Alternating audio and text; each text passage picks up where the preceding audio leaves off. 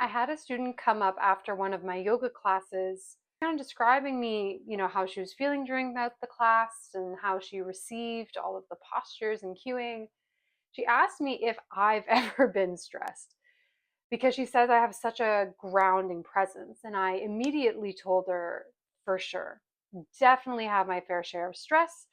And then she said, well, you must just naturally be quite grounded as a person. And I told her, actually, no.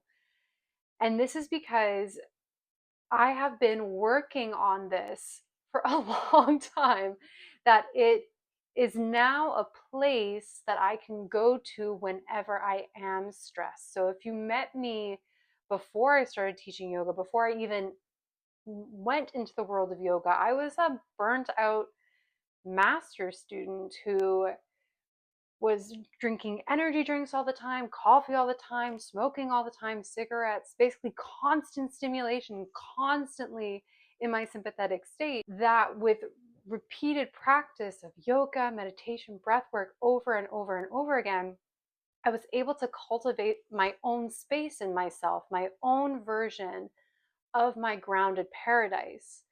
And so, although, I'm human, of course, and I experience stress, I am never in that space for too long, and I know how to get back to my parasympathetic state, to my parasympathetic power that's on the inside.